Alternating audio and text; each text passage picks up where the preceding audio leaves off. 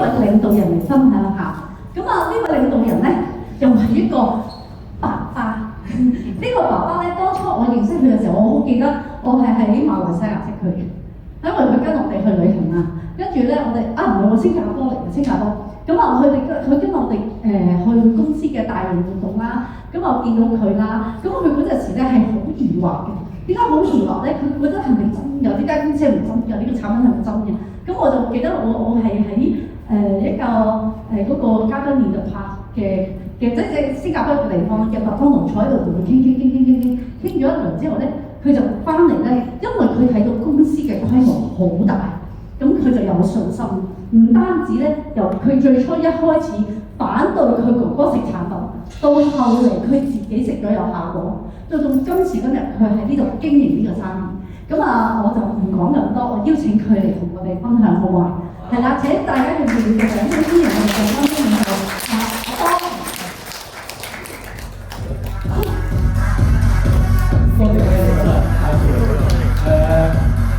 導都有接觸咗產品都有2年啦。其實最初都係抱住一個懷疑嘅態度。咁因為一般即係男士咧，尤其是有家庭嘅男士咧，好多時咧都係錢咧重要過健康好多時。因為始終話就話父親節啦，好多男士都會感受得到咧。其實喺家庭嗰度咧，父親係一個弱勢社群。咁所以咧，好多時都係錢行先，健康咧就盡量 keep 得自己啦。咁但係人生必須要玩2個遊戲，錢同埋健康嘅。冇錯。咁2樣都咁重要。我想問下大家，如果俾你真係要揀1樣嘅話，你會揀邊樣？2樣都要啊！2樣都要，咁做 perfect 啦，當然啦。但係如果真係要揀1樣咧，絕對係健康，因為冇咗健康咧，真係乜都冇㗎啦。咁所以健康真係好重要。咁至於究竟產品係點樣令到我哋健康咧？容許我用20分鐘嘅時間咧，同大家介紹一下。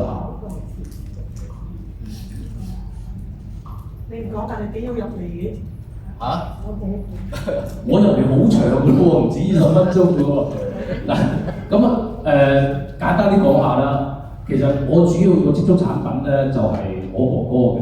因為我哥哥咧喺2023年咧就一次例行嘅健康檢查咧，咁就驗到有肺癌嘅3B。咁肺癌嘅3B係咩概念咧？其實已經係接近末期㗎啦。咁醫院嗰方面咧，其實冇乜治療方案㗎啦，基本上都係一啲因為做唔到手術啊，因為已經擴散咗。咁所以咧，佢就只係一個化療啊，或者標靶啊，或者呢個叫免疫治療啦。咁但係咧，科學效率都係好高嘅。咁咧，佢就有一個50年嘅同學咧，今日冇嚟到啊，偉文哥咧，就介紹咗佢一個產品，就係呢個幹細胞。咁佢接觸咗個產品之後咧，大咁樣改善到佢健康啦。咁最初咧，因為我都唔係好信咯，即係因為諗唔到有咁神奇嘅產品嘅。因為市面上真係冇嘅，根本係喺周圍買都買唔到。咁啊，所以我用咗10個月時間嚟觀察，咁發覺真係能夠幫得到我哥哥同埋我媽媽。咁我自己去試咧，亦都能夠改善到我自己嘅膝頭哥啦，同埋我嘅前列腺。咁所以咧，我就決定加入呢間公司，希望將呢個健康咧同我嘅朋友啊，同我嘅親戚分享咁我而家介紹下呢個產品啦，咁我哋沒有犯法喎，但係點解會有被判死亡嘅刑罰咧？世界衛生組織喺2022年咧就公布咗有10大殺手：心臟病、中風、下呼吸道病、慢性阻塞性肺病、肺癌、糖尿病。呢10大殺手咧，點解會形成咧？其實咧，主要就係因為人口嘅老化、錯誤嘅飲食、無法避免嘅生活壓力啦，仲有環境嘅污染喎，咁令到咧現代嘅醫學咧已經去到一個瓶頸嘅危機嘅。咁正所謂有危咧就自有機喎。咁機會咧就係嚟自呢個咧近年嘅醫學嘅科技嘅大突破啦，就係幹細胞嘅發現啦。咁乜嘢係幹細胞咧？其實爸爸嘅精子加媽媽嘅卵子咧，就第一個嘅幹細胞啦。佢由一變二，二變四，四變八咁樣咧，一路變咧變咗個龍杯，由龍杯咧演變成300幾種嘅功能性嘅細胞，由我哋嘅心肝脾肺腎到我哋嘅頭髮，亦到我哋嘅指甲，都係由呢個幹細胞演變而成嘅。10個月後咧，就有一個健康嘅 BB 出世啦。18年後咧，就變成你同埋我啦。咁呢個咧就係所有嘅生物嘅原始形態啦。乜嘢原始形態咧？我哋嘅車胎爛咗，我哋會用橡膠去修補。點解咧？因為橡膠就係車胎嘅原始形態。咁我哋身體有毛病，我哋係咪應該用幹細胞去修補我哋嘅身體？因為幹細胞就係我哋嘅原始形態。咁呢個咧可以運用到無可限量嘅神奇本領嚟嘅。咁呢樣嘢唔係我講，唔係公司講，係世界各地嘅權威嘅傳媒都咁樣報導嘅。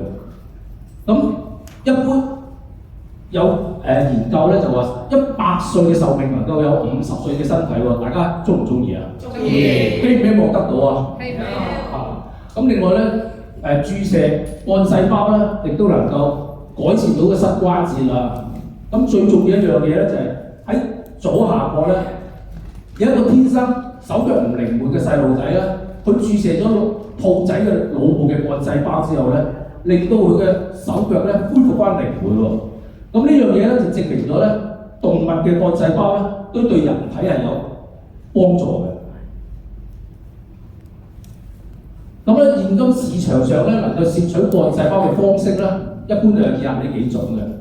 咁咧瑞士咧注射呢個胎盤素咧，其實已經有好耐嘅歷史㗎啦。咁但係咧，因為呢、注射呢個胎盤素呢間公司咧個收費係非常之昂貴嘅。咁一般咧都係一啲名人啊或者富豪啊能夠負擔得到嘅。除咗錢之外咧，仲要花大量嘅時間啦。咁唔係一般人能夠負擔得到嘅。咁第二咧就係幹細胞嘅移植啦。基本上咧就係一個骨髓嘅移植嚟嘅。咁呢個咧係一個入侵性嘅創傷嘅一個手術啦。咁個費用亦都好昂貴。咁亦都一般人咧都唔會選擇呢個途徑嘅。咁第三咧就係儲存臍帶血啦。而家新一代嘅媽咪咧喺BB 分娩嘅過程之中咧，就會抽取佢嘅臍帶血裏頭嘅幹細胞。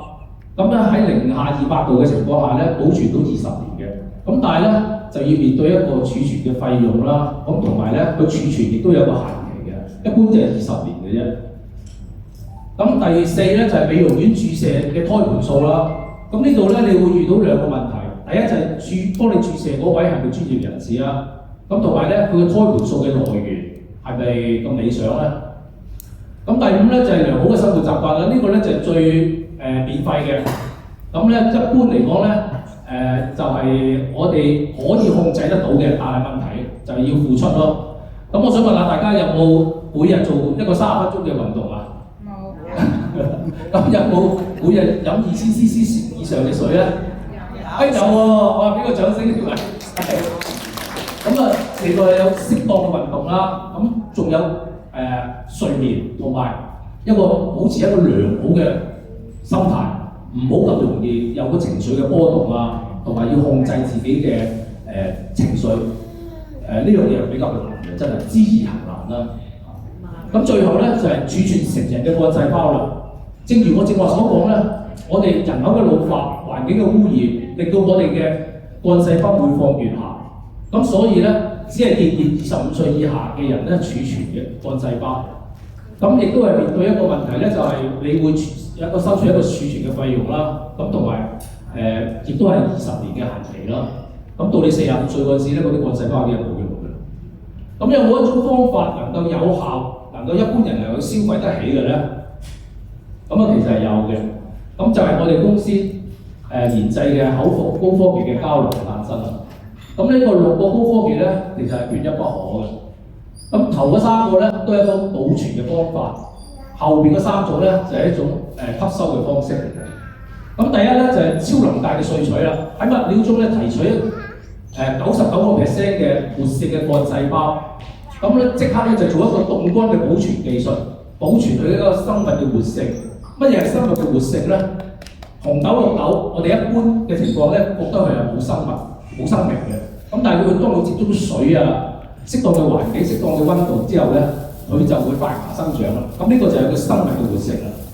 咁第三咧就係氮氣會交流啦。我哋嘅 bacteria 咧就係一體成型嘅交流，佢注入嘅氮氣逼促佢嘅氧氣同埋嘅水氣，能夠長時間保存佢嘅生物嘅活性。咁第四啦，就係一個腸溶嘅包衣技術。腸溶包衣咧就係內酸不內鹼，因為我哋人體嘅消化系統咧，口腔就係弱鹼性，胃部咧就係強酸，小腸咧就係弱鹼，能夠避過咗胃部嘅強酸，直接去到小腸咧俾吸收嘅。咁第五咧就係乳化分解技術啦，佢就係大分子變成小分子。直接喺我哋嘅微絲血管啊、神經末梢神經嗰度咧吸收，增加嗰個吸收率。最後咧就係生物活性膠囊啦。其實我哋嘅膠囊咧都係一個寶嚟嘅，佢因為有一個保護嘅作用咧，令到佢能夠喺小腸裏頭咧直接被小腸吸收，做到一個打針嘅效果出現。咁呢個咧就係 bacteria 啦。我哋公司咧18年以嚟咧都係賣呢一款產品嘅啫。佢嘅 bacteria 就係嘅本身係德文嚟嘅，咁佢嘅意思咧就係純潔的綠嘅。咁我哋點解會選擇綠咧？因為咧自古以嚟咧綠有百寶之説喎，無論綠皮、綠根、綠邊、綠胎、綠茸、綠血、綠心、綠皮，都係一啲名貴嘅中藥嚟嘅。咁我哋咧嘅 bacteria 咧就喺紐西蘭養殖嘅鹿嘅胎盤，喺鹿媽媽生產鹿 BB 嗰陣時，喺個胎盤嘅臍帶血裏頭咧抽取呢個幹細胞嘅。咁所以咧，根本喺個過程之中咧就唔需要宰殺任何嘅鹿隻嘅。咁鹿咧點解我哋會揀鹿唔揀豬唔揀牛咧？因為鹿咧係能夠辨別糧草牧草之良獸嘅，佢能夠分別一啲對佢好嘅同埋一啲唔好嘅草嚟食嘅。咁豬咧佢又會發豬瘟，牛咧會有瘋牛症，咁所以咧鹿係最佳嘅選擇。咁呢度咧就係我哋公司啦，18年以嚟咧一路嘅成長，由第一代而家去到第7代嘅啦。咁我哋人一般點解要食營養產品咧？基本上咧就係要求咧有補充啊、預防啊、調養啊、保護啊、修復啊、維持啊、排毒啊咁樣嘅。咁有冇一款產品能夠做晒咁多樣嘢咧？咁當然有啦，就係我哋公司嘅產品啦。咁咧，醫學實驗證實嘅專利成分喎。咁乜嘢係醫學專利成分咧？其實一般嘅專利咧，你只要證明你獨一無二，而你又願意付出呢個昂貴嘅專利費咧，你就能夠攞到專利嘅。但係醫學專利咧，你係必須證明你有你聲稱嘅成分而又有效嘅，咁先能夠攞到呢個醫學專利成分嘅。咁第一咧就係鹿胎活萃啦。喺鹿媽媽生產鹿 BB 嘅時間咧，喺佢嘅鹿胎嘅利用超能大萃取嘅方式咧，提取呢個鹿胎活萃。咁第二咧就係鹿茸納萃啦。喺鹿爸爸最頂端嘅鹿角最頂端嘅3兩片毛囊片嗰度咧提取嘅。咁喺實驗室裏頭咧，鹿胎活萃同埋鹿茸納萃咧，能夠培養一個健康嘅鹿 BB 出嚟嘅。呢個技術犀唔犀利啊？大家值唔值得我哋公司俾個獎勵？咁第三咧就係普亞森做啦。呢個係咧嚟自咧紐西蘭火山浮石泥栽種超過10年嘅人參，佢嘅人參造金咧比普通嘅人參咧高出150倍嘅。咁咧佢係有效能夠提高我哋嘅免疫系統嘅。咁第四咧就係換一回啦。咁大家就咁驟眼睇落去咧，佢覺得佢係一個鹿角，係咪啊？唔似一個靈芝喎，但實際上咧佢係一顆靈芝嘅，佢係一個鹿角靈芝，萬中無一嘅珍品。我哋喺佢最生長嘅最頂端嘅提取佢嘅三條類同埋多糖體，佢係有效能夠減低我哋嘅有抗氧化嘅作用啦，延緩我哋嘅衰老。最後咧就係核心藥業啦，係嚟自日本淡路島嘅白草莓，我哋就唔係淨係用個白草莓，我哋係用成棵嘅白草莓嚟提取呢個核心藥片嘅。佢能夠同我哋人體裏面嘅免疫系統嘅 NF-κB 咧產生個聯動嘅反應，能夠自動幫我哋揾出我哋未人察覺到嘅發炎，所以係一種良好嘅一種天然嘅消炎劑。咁除咗5種醫學專利之外咧，其實我哋公司咧仲可以加咗9種珍貴嘅天然成分落去嘅。咁除咗5種醫學專利之外咧，其實呢9種成分咧，你喺市面上都能夠買得到嘅。咁但係當然每一種你都買得到，但係每一種嘅價錢都唔平嘅根本。咁第一種咧就係葛草糖膠，葛草糖膠咧就係日本癌症協會咧唯一承認能夠有效遏止癌細胞複製嘅天然物質。第二咧就係蘋果多酚啦，蘋果多酚。我哋成日聽醫生講，一日一蘋果，醫生遠離我。而我哋嘅 bacteria，一粒嘅 bacteria裏頭有100個蘋果所含嘅蘋果多酚。第三就係番茄紅素，對男士嘅前列腺、對女士嘅乳房啊、子宮啊都好有效。下邊就係海洋膠原蛋白，其實咧就係一種天然嘅骨膠原。佢能夠有效咁樣阻止我哋嘅骨質疏鬆啊、關節炎啊嗰啲嘅。咁另外咧，亦都能夠令到個皮膚咧回復一翻彈性嘅。咁你睇下我哋個個食咗 bacteria 嘅女士咧，個個都皮膚光滑啊，有彈性，就係一個海洋膠原嘅功能。月見草油，佢係一個好有豐富礦物質嘅天然成分嘅產品。佢對女性嘅更年期綜合症咧好有效，同埋咧能夠幫助我哋嘅頭髮啊、指甲嘅生長。深海膠精佢係有效幫我哋修復我哋嘅受損嘅細胞嘅，咁令到我哋咧回復翻青春。牛油果油佢係一個有效嘅抗氧化劑。琉璃巨油，琉璃巨油咧稱之為歐洲嘅萬靈丹。佢不但只有效咁樣降低三高，而且咧喺實驗室裏頭咧證明咧佢能夠阻止類腹心關節炎嘅頭痛。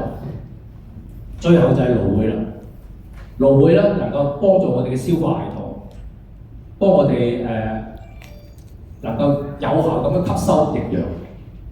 咁一款產品就能夠做到全方位嘅補充、預防、調養、排毒同埋保護、修復、維持。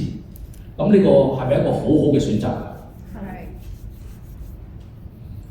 咁2019年咧，世界衛生組織咧統計過死亡嘅人嘅死亡原因咧，有以下呢幾種啦。咁其實咧，大家留意下咧，頭嗰5種咧，其實都係慢性疾病引致嘅死亡嚟嘅。咁其實所以我哋要預防於未然。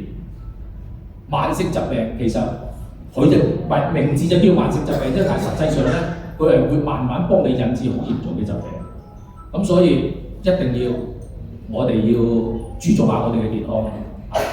咁趁今日慶祝父親節啦，亦都祝各位父親健康快樂。咁我今日分享就到，多謝大家。